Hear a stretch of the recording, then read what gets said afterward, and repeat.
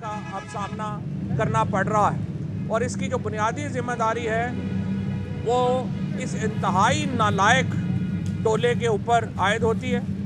1997 में जब ये इससे पहले जब ये नवाज शरीफ की हुकूमत गई, मुल्क को बैंकरप्ट करके गए। 99 में जब ये पहले 99 में आए, इन्होंने बैंक अकाउंट सीज़ किए फॉरेन करेंसी के और पाकिस्तान की मईशत को बुरे हालों में छोड़ के गए। उसके बाद जब ये 2018 में गए, पाकिस्तान की मईशत को तबाह हाल करके गए और बुनियादी वजह जो है वो मनी लॉन्ड्रिंग है।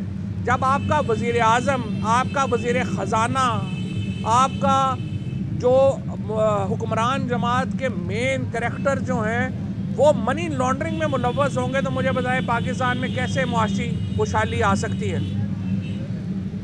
हमने कल जो पंजाब असम्बली की तहलील का फ़ैसला किया था, उसकी समरी जो है वो कल वो रात को तकरीबन 9:30 बजे के करीब जो है वो गवर्नर हाउस में मौसूल हो गई थी। हमारी तवक्को और हमारी ख्वाहिश ये है कि आर्टिकल 112 के तहत गवर्नर 48 मज़ीद 24 घंटे का इंतज़ार ना करें और वो फौरी तौर के ऊपर असम्बली की तहलील का हुक्मनामा जारी करें ताकि निगरान हुकूमत के क़याम का जो अमल है वो शुरू हो सके। हमजा शहबाज साहब से जो लीडर ऑफ अपोजिशन हैं उनसे फॉर्मली राब्ता जो है वो किया जा रहा है और परवेज़ इलाही साहब उन्हें अपने जो नाम हैं वो तजवीज़ भेज देंगे। उन्होंने अपने नाम भेजने हैं और हमें उम्मीद है कि वो ज़िम्मेदारी का मुज़ाहरा करेंगे और ऐसे नाम ही इस कंसिडरेशन में आएंगे जो कि गैर जानबदार होंगे और जो साफ़ और शफाफ इलेक्शन कराने की सलाहियत रखते हों। और हमें इलेक्शन कमीशन से भी यही उम्मीद और तवक्को है कि वो ऐसे अपॉइंटमेंट्स करेगा जिनकी हैसियत मशकूक ना हो। और बहरहाल इस अमल को मीडिया भी देखेगा, आप भी देखेंगे और हम भी देखेंगे। खैबर पख्तूनख्वा के वज़ीर आला और उनकी काबीना के अरकान आज ज़मान पार्क आने का उनका प्लान था, लेकिन मौसम की ख़राबी की वजह से वो प्लान मनसूख हुआ। लेकिन उनसे टेलीफ़ोन के ऊपर तफसीली बातचीत हो गई है और उन्होंने जो खैबर पख्तूनख्वा असम्बली तोड़ने की जो समरी है या जो उनकी एडवाइस है वो तैयार कर ली है। हम सिर्फ इंतज़ार कर रहे हैं कि पंजाब असम्बली की जो तहलील का वक्त है वो पूरा हो या उससे पहले अगर पंजाब के गवर्नर थोड़ा सारा अपनी इंडिपेंडेंट हैसियत इस्तेमाल करें, एक बिल्कुल ही पार्टीज़न ना हो और वो असम्बली की तहलील का हुक्मनामा जारी कर दें तो उसके फ़ौरन बाद खैबर पख्तूनख्वा की असम्बली जो है उसकी तहलील का हुक्म भी जारी जो है वो कर दिया जाएगा। इसके साथ मैं ये कहना चाहता हूँ कि जो आज इलेक्शन कमीशन ने फ़ैसला किया है कि कराची और हैदराबाद में जो इंतखाबात हैं मुकामी हुकूमतों के, बलदियाती हुकूमतों के, वो अपने वक्त पे होंगे 15 तारीख को। इस फैसला ये एक दुरुस्त फ़ैसला है।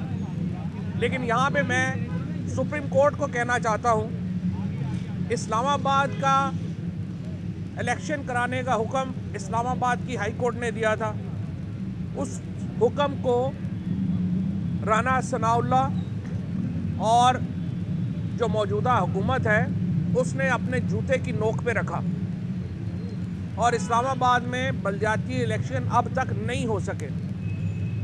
अब सिंध हाई कोर्ट ने वाज़े तौर के ऊपर ये जो नई ब्राइलर MQM आई है इनकी दरख्वास्त मुस्तरद की और हुक्म दिया कि इलेक्शन होने चाहिए और उस हुक्म को भी अमल दरामद से बचने की कोशिश हो रही है। PDM में शामिल जमातें आवाम से अपना मुंह छुपा रही हैं। उनकी इस वक्त ये सियासी हैसियत नहीं रह गई कि वो आवाम के वोट से करारा कश होना चाहती हैं। आवाम को वोट के हक़ से महरूम करने की एक जस्तजू इस वक्त पीडीएम में शामिल पार्टियां कर रही हैं, चाहे वो पीपल्स पार्टी हो, चाहे एमक्यूएम हो या पीएमएलएन हो। ये तमाम जमातें इस वक्त इलेक्शनों से बचने की कोशिश कर रही हैं और अवाम का सामना करने से कतरा रही हैं। जमहूरियत की बुनियाद वोट के ऊपर होती है और अगर आप वोट ही नहीं कराना चाहते, इलेक्शन ही नहीं कराना चाहते, तो फिर जमहूरियत का कोई तस्वुर रह नहीं जाता। लिहाजा मैं सुप्रीम कोर्ट से गुजारिश करूंगा इस एटीट्यूड का, इस हाई कोर्ट्स के अहकामात की खिलाफ वर्जी का नोटिस लिया जाए और यकीनी बनाया जाए कि इंतखाबात के मुतालिक इस्लामाबाद में भी और कराची, हैदराबाद में भी जो शेड्यूल दिया गया है उसके ऊपर मुकम्मल अमल दरामद हो। हमारी एहतजाज की कॉल जो थी, जो हमारी सिंध चैप्टर ने दी है, अली जैदी साहब ने, वो भी बरकरार है। ये एहतजाज में इजाफा भी हो सकता है, ये एहतजाज मुल्क गिर भी हो सकता है। लिहाजा फौरी तौर के ऊपर इनके ऊपर अमल दरामद कराया जाए और इंशाअल्लाह ताला उसके बाद पंजाब और खैबर पख्तूनख्वा और नेशनल असम्बली में जो हमारी नशिस्तें हैं उनके ऊपर इंतखाबात की तरफ बढ़ा जाए। हम तो कल भी मैंने ये बात की थी, आज फिर मैं ये बात कहना चाहता हूँ, हम वफाकी हुकूमत को ये कहना चाहते हैं, आप इलेक्शन से कितनी देर कतरा लेंगे, आप आवाम से कितनी देर भाग लेंगे, आपको वोट कराना पड़ेगा। अभी भी वक्त है, पाकिस्तान को मज़ीद इम्तिहानों में ना डालें, हमारे साथ बैठे इलेक्शन के फ्रेमवर्क के ऊपर बात करें और पूरे मुल्क में एक ही दिन के ऊपर इलेक्शन जो है वो होने चाहिए। इस वक्त 60% यानी 500 के करीब नशिस्तों के ऊपर इंतखाबात अब होंगे और फिर सिर्फ 6 महीने के बाद 400 के करीब नशिस्तों के ऊपर इलेक्शन जो हैं, 350 पौने 400 के ऊपर इलेक्शन जो हैं वो दोबारा होंगे। ये एक बेतुकी बात है।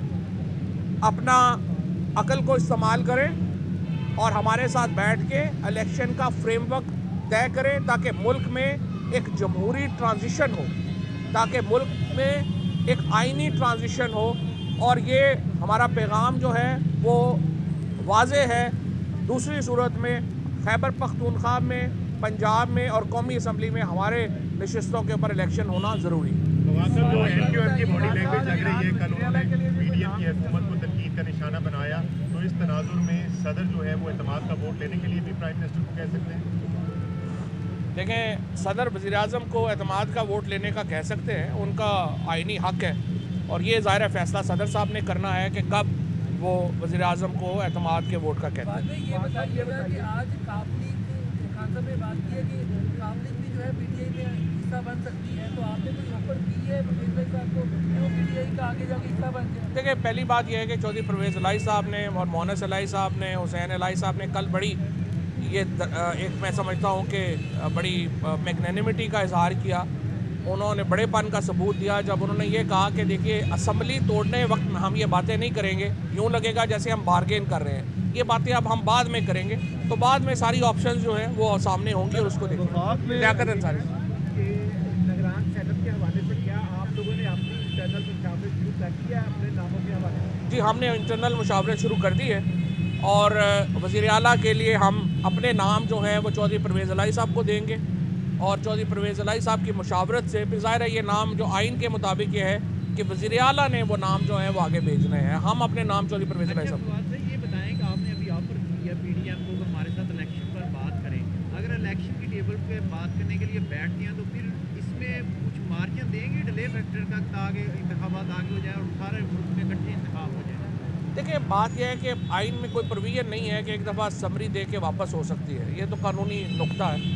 और अगर वो इलेक्शन में आ जाए, वैसे भी अभी तो 90 दिन होंगे, कल के बाद 90 दिन शुरू होने में बड़ा टाइम है, उनको चाहिए कि बैठे और इस पर बात करें। वादा ये बताइएगा कि इलेक्शन की डेट का तो आप कह रहे हैं कि बैठे हमारे साथ करें और दूसरी जानिब पार्टी मजीद है कि इलेक्शन अपने मुकर्रर वक्त पर होंगे, क्या इस्टेब्लिशमेंट कोई किरदार अदा कर सकती है?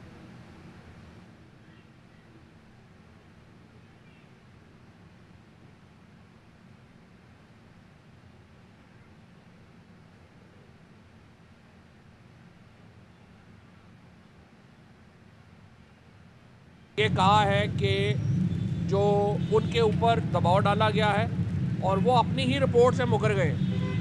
ये आज से 2-3 दिन पहले से ये बात जो है वो चल रही है और ये खबरें आ रही हैं कि उनको दबाव डाला जा रहा है रिपोर्ट से बदलने के लिए।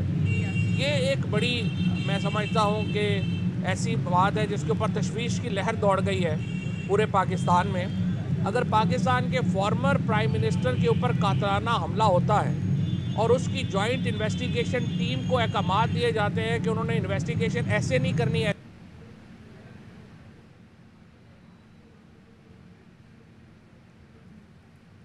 ये जो तफ्तीश है इसको आज़ादाना होने दिया जाए।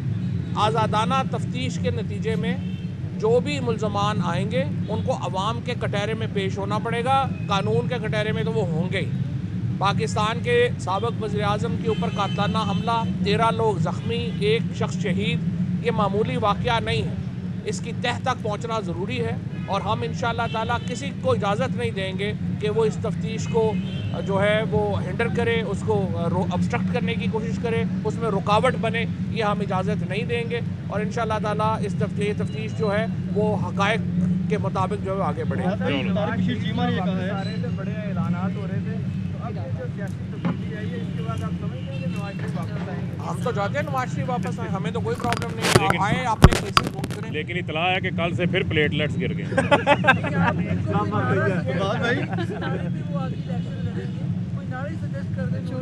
उनको यही हो सकता है, उनको तो अब नारा यही हो सकता है कि नवाज शरीफ लाओ प्लेटलेट्स बढ़ाओ। तारिक बशीर चीमा ने कहा है कि उन्होंने किस बात में इस सिनेरियो में बात की है कि हम दोनों सूबों में ज़मीनी इलेक्शन करवा देंगे, ये कैसे मुमकिन है? तारिक बशीर चीमा को ना वो पूछ रहे हैं ना हम पूछ रहे हैं, वो बेचारे ऐसी बातें करते हैं। और मुझे अभी पता ये चला है कि नून लीग ने फैसला किया है कि वो 20 लोटों को टिकट नहीं दे रहे। ये तो तारिक चीमा एंड कंपनी तो वैसी बेचारी फारग हो गई। आपको बताएं कि फवाद चौधरी इस वक्त मीडिया से गुफ्तगू कर रहे थे, जिसमें उनका कहना है कि 2018 में भी नून लीग पाकिस्तान की मईशत को धक्के गई।